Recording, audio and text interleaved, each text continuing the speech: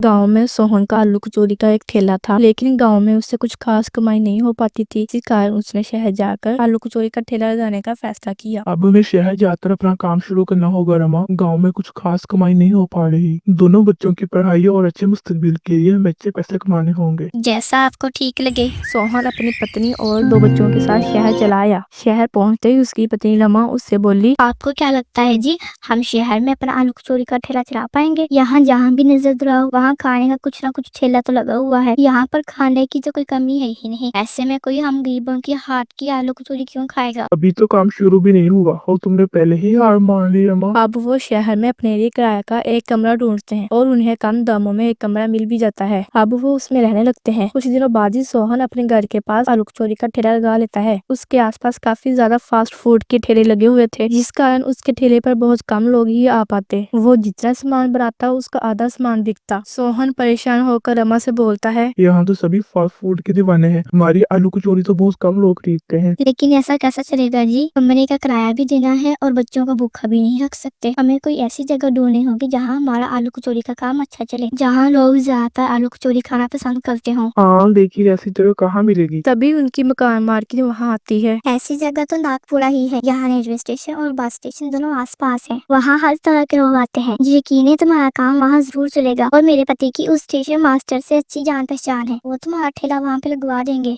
आपका बहुत बहुत शुक्रिया मार्किन जी। अनीता अपने पति से बात करती है। वो अगले दिन स्टेशन मास्टर से बात करके सोहन का वहाँ पर ठेला लगवा देता है। आलू कचौरी की महक बस स्टेशन और रेलवे स्टेशन आने वाले मुसाफिरों को अपनी तरफ खींचने लगती है और सोहन के ठेले पर मुसाफिरों की भीड़ रहने लगती है। एक बार एक कुली सोहन के पास आता है और उसके हाथ की राज कचौरी खाकर खुश हो जाता है। वाह बे वाह, मजा आ गया। क्या मजेदार आलू कचौरी बनाती हो तुम। और दाम भी इतने कम है। सच कहूं तो पहले हमें खाना खाने के यहाँ दुकान पे जाना पड़ता था और वहाँ खाना भी बहुत महंगा मिलता था और हमारे सारे दिन की कमाई तो खाने में ही लग जाती थी। अब तुम्हारे यहाँ कम दामों में आलू पूरी खाकर पेट तो बढ़ता ही है और साथ 2 पैसे भी बच जाते हैं। शुक्रिया भाई, अब तुम पेट भर कर खाना खाओ। ऐसे दिन गुजरते रहते हैं। जो भी सवारी वहाँ पे आती जाती तो सोहन के ठेले पर जाने से रोक ही ना पाती। वो तो अब उसके पक्के ग्राहक हो गए थे। ऐसे ही कुछ दिन गुजरते हैं। एक रोज एक सेठ जिसके हाथ में काफी बैग थे, वो सोहन के ठेले के पास से गुजर रहा था। तभी उसके बैग की टक्कर से सोहन के ठेले का सारा सामान नीचे गिर जाता है और उसका काफी नुकसान हो जाता है। लेकिन सेठ उल्टा सोहन पर ही चिल्लाने लगता है, तुम गरीबों को भी बीच में ही आकर खड़ा होना होता है। मेरा सारा सामान तो गिरा ही दिया, साथ में मेरे कीमती कपड़े भी गंदे कर दिए। लेकिन साहब इसमें मेरी क्या गलती? उल्टा आपकी वजह से मेरा कितना नुकसान हुआ है। आप ऐसा कीजिए, मेरा नुकसान भर दीजिए। ये सुनकर सेठ उसे जोरदार थप्पड़ मार देता है। साथ ही स्टेशन मास्टर से उसकी शिकायत कर लेता है। सेठ जैसे बड़े आदमी की वजह से स्टेशन मास्टर उसे वहाँ पर ठेला लगाने से मना कर देता है। ये सब बातें जब रमा को पता चलती है तो वो बोलती है, न जाने कैसे आदमी है इस शहर में। अब क्या होगा जी? अब सोहन घर पर ही रहता है और दूसरी तरफ सोहन का ठेला ना लगने की वजह से उसके रोजमर्रा के ग्राहक भी काफी परेशान हो गए थे। तो लोग इतना ट्रेन और बस के बारे में नहीं पूछते थे जितना अब लोग सोहन के बारे में पूछते थे। अरे सोहन भाई की आलू कचौरी में जो बात थी वो किसी और खाने में नहीं। सच में उनकी आलू कचौरी की बहुत याद आती है। उनकी बातें पीछे खड़ा कुली सुन रहा था जो अक्सर वहाँ पे आता था। वो सीधा स्टेशन मास्टर के पास जाता है। मेरी मानिए तो आप सोहन को वापस बुला लीजिए मास्टर जी। इसमें उस बेचारे गरीब की क्या गलती? मैंने खुद देखा था उस सेठ का सामान सोहन के ठेले से टकराया था। उसकी बात मानकर वो सोहन को वापस बुला लेते हैं। तुम्हारा बहुत बहुत शुक्रिया बिट्टू भाई। अब अगले दिन से सोहन फिर से ठेला लगाने लगता है। उसके पास फिर से ग्राहक आने लगते हैं।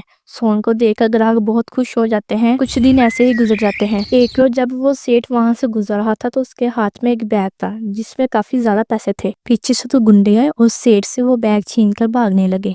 पकड़ो पकड़ो। ये देखकर सोहन ने वहीं रखा अपना बर्तन उठाया और उन दोनों की पिटाई करने लगा और उनसे बैग छीनने लगा।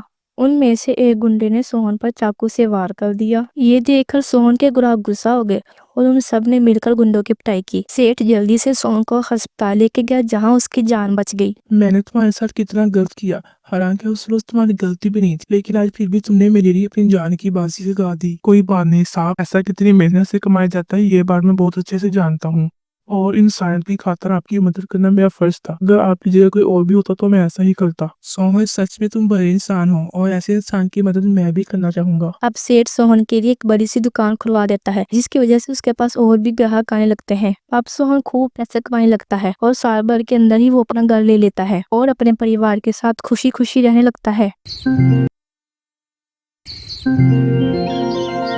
दिल्ली शहर की खान मार्केट में एक बड़ी सी राज कचौरी की दुकान थी, जिसके बोर्ड पर एक बड़ा सा लिखा हुआ था, गरीब राज कचौरी वाली। एक दिन उस दुकान के बाहर फटे पुराने गंदे कपड़ों में एक औरत खड़े होकर गार्ड से कुछ कह रही थी। बस एक बार मुझे अंदर जाने दीजिए भाई साहब। माफ कीजिएगा बहन जी, आप ऐसे हाथ में अंदर नहीं जा सकती और आप मेरी बात को समझिए। इधर की राज कचौरी के दाम बहुत महंगे हैं और आप नहीं खरीद पाओगे। अब आप जाइए यहाँ से। भाई साहब आप गलत समझ रहे हैं, बस एक बार मैनेजर साहब को बाहर बुला दीजिए। उसके बाद गार्ड मैनेजर को बाहर बुलाता है। साहब बड़ी देर से फटे हुए कपड़ों में एक और बाहर खड़ी है और बड़ी मैडम से मिलने की जिद कर रही है। जब मैंने इनकार कर दिया तो वो आपसे मिलने की ये कह रही हैं। अच्छा ठीक है चलो। मैनेजर जब बाहर आता है तो वो औरत उसे हाथ जोड़कर कहती है, साहब मैं कुछ मांगने नहीं आई हूँ, आप एक बार मैडम से मिलवा लीजिए, मेरा उनसे मिलना बहुत जरूरी है। देखिए मैडम सबसे नहीं मिलती, वो बहुत बिजी हैं। आप बस मेरा एक काम कर लीजिए, आप उनसे जाकर कह दीजिए कि पुष्पा आई है। देखिए आप समझ क्यों नहीं हैं? हम आपसे शराबत से बात कर रहे हैं क्योंकि हमारी मैडम को ये बिल्कुल भी पसंद है कि यहाँ पे आने वाले किसी भी इंसान के साथ बदतमीजी की जाए। आप बस एक बार जाके उनसे कह दीजिए कि पुष्पा आपसे मिलना चाहती है। अगर उन्होंने इनकार कर दिया तो मैं चुपचाप यहाँ से चली जाऊंगी। अच्छा यहाँ पे कौन? मैं भी मालती मैडम को आपका मैसेज देकर आता हूँ। तभी गार्ड अंदर जाता है जहाँ मालती अपनी टेबल पर बैठी हुई थी। मैडम एक औरत आई है जो काफी देर से आपसे मिलने की जिद करी बैठी है। कौन औरत? वो अपना नाम पुष्पा बता रही है, कह रही है आपको उनका नाम बता दूं। पुष्पा का नाम सुनते ही मालती कुछ सोचने लगती है और झट से कहती है, उन्हें अंदर लेकर आओ। जी मैडम। कुछ देर बाद मैनेजर पुष्पा को मालती के ऑफिस में छोड़ जाता है। कुछ देर बातें करने के बाद रोती हुई पुष्पा हंसते हंसते बाहर जाती है। उसके हाथ में एक पिन्नी थी जिसमें ढेर सारे पैसे थे। किसी को समझ नहीं आ रहा था कि यहाँ पे हो क्या रहा है। सारा दिन सबके दिमाग में यही चलता रहा कि इतनी बड़ी औरत एक गरीब औरत को कैसे जानती है। मालती का एक कुक जिसका नाम संजय था, उससे इंतजार नहीं हुआ और आखिरकार उसने उससे पूछ ही लिया। मैडम अगर आपको बुरा ना लगे तो मैं आपसे एक बात पूछूं। पूछो संजय, बुरा लगने वाली क्या बात है? ये बड़ी सी दुकान मेरा घर है और तुम सब मेरे घर वालों की तरह। Thank you so much madam. Madam वो औरत कौन थी जो आपसे मिलने आई थी? पहले तो वो बहुत उदास थी, लेकिन जब वो आपसे कैबिन से गई तो वो बहुत खुश थी। ये बात सुनते ही मालती खामोश हो जाती है, जैसे किसी ने उसकी दुखती रग पे हाथ रख दिया हो। तो ये बात नहीं मैडम, अगर आप नहीं बताना चाहती इट्स ओके, लेकिन आप उदास मत होइए। तभी बाकी का स्टाफ भी वहीं खड़ा था। तुम सच जानना चाहते तो सुनो, हमारा एक ठेला हुआ करता था जिस पर मेरे पति राज कचौरी बनाकर बेचा करते थे। लेकिन एक रोज उनकी तबीयत अचानक खराब होगी और उन्होंने बिस्तर पकड़ लिया। हमारी एक जमीन थी जो किसी ने गलती से हत्या ली। परिवार की देखभाल के लिए मुझे मेरे पति का काम दोबारा शुरू करना पड़ा। जिस एरिया में मैं ठेला लगाने गई वहाँ इस औरत यानी पुष्पा की राज कचौरी की बहुत बड़ी दुकान थी, जो कि उस वक्त बहुत फेमस हुआ करती थी। पुष्पा के हाथ की कचौरी जो भी खाएगा वो मेरे यहाँ बार बार आएगा। अरे पुष्पा बहन, तुम्हारे हाथ की राज कचौरी का दूर दूर तक कोई मुकाबला नहीं। मैं हर रोज जमुनापुर से साइकिल लेके तुम्हारे यहाँ राज कचौरी खाने आता हूँ। अच्छा ठीक है, चलो अब लाइन में लग जाओ, सुबह सुबह मेरा बेटिया ना खा। ये सुनकर लाइन में लगे सभी लोग हंसने लगते हैं। तभी एक गरीब ठेले वाली डरी सहमी सी अपना ठेला लेकर वहाँ आती है और थोड़ी दूरी पर ही अपनी राज कचौरी का ठेला वहाँ पर गाड़ लेती है और आवाज देने लगती है, ये आइए सस्ती राज कचौरी खाइए, आइए आइए। उधर लाइन में लगे लोग अभी भी पुष्पा के इंतजार में खड़े थे। अरे ये कौन बोल रही है जो लगातार बोली ही जा रही है? ए हरिया पता तो करिए, चमक छुल्लो कहाँ से आई है? जी मैडम। हरिया मालती के पास जाता है। एक कहाँ से? ये तो ये ठेला लेकर चल, इसे थोड़ी दूरी पे लगा। जी मैं कबाड़ नगर में रहती हूँ, मेरे पति बीमार है इसलिए मुझे ये ठेला लगाना पड़ रहा है। ठीक है, पर तेरा ये ठेला ज्यादा मार्केटिंग की दुकान के सामने चलने वाला नहीं है। तू जानती नहीं है शायद कि मार्केटिंग की दुकान यहाँ पे सबसे ज्यादा मशहूर है। वो गुस्से में यहाँ से चला जाता है और जाकर पुष्पा को सारी बात बताता है। अरे 2-4 दिन का शौक है इस मैना का, जब काम नहीं चलेगा तो खुद ही ठेला बंद करके चली जाएगी यहाँ से। पुष्पा को अपने काम पर बड़ा घमंड था। उसका काम जैसे जैसे बढ़ता जा रहा था उसमें घमंड भी बढ़ता जा रहा था। एक रोज एक भिखारी उसकी दुकान पर आता है। बहुत भूख लगी है, कुछ दे दे माई। सुबह सुबह दुकान खुलेगी और मारने वाले पैसे के लिए चल जस्ट सामने वाली ठेले पर सादे यहाँ पे मुख्य मार के चलो, इसी बहाने कोई तो उसकी राज कचौरी खाएगा। इसके बाद वो मालती के ठेले पर जाता है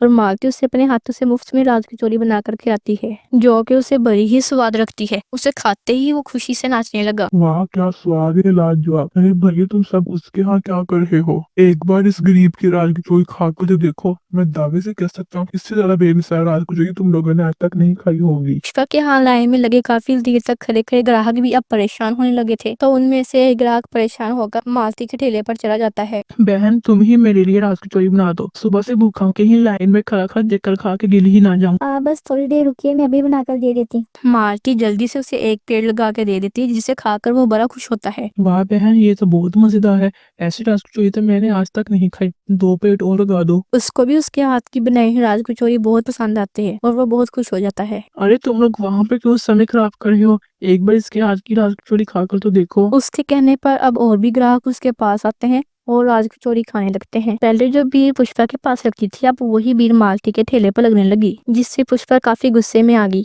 इस गरीब ठेले वाली की वजह से मेरा धंधा चौपट हो गया। हरिया अपने आदमियों के साथ जाओ और उसका ठेला तोड़ दो। नए आदमी से कहकर पुष्पा ने मालती का ठेला टलवा दिया। नहीं नहीं, ऐसा मत करो। तभी मालती के सपोर्ट में उसके ग्राहक आते हैं। आप हमारे साथ पुलिस स्टेशन चलो। हम अभी पुलिस स्टेशन चलते हैं और इसके खिलाफ रिपोर्ट लिखवाते हैं। नहीं, जो उसने मेरे साथ किया उसकी सजा उसे खुदा देगा। उसके बाद मालती ने एक नया ठेला लिया और उस पर अपना काम शुरू किया। उसके ग्राहक उसके साथ थे, इसलिए उसे किसी बात की चिंता नहीं थी। अब वो दिन ब दिन अच्छी कमाई करने लगी और पुष्पा के ग्राहक काफी कम हो गए। फिर एक दिन मौसम काफी खराब था। पुष्पा की दुकान पर शॉर्ट सर्किट हुआ और उसकी सारी दुकान जलकर खाक हो गई। अब पुष्पा को उसके कर्मों का फल मिल गया। बस उस रोज के बाद पुष्पा की माली हालत काफी खराब हो गई और वह दल दल भटकने लगी। आज उसके बच्चे की तबीयत बहुत ज्यादा खराब थी। उसको पैसों की जरूरत थी, इसलिए मैंने उसकी मदद कर दी। ईमानदारी और मेहनत की कदर हर कोई करता है, चाहे ठेला हो या होटल। इंसान की मेहनत उसे कामयाब जरूर करती है।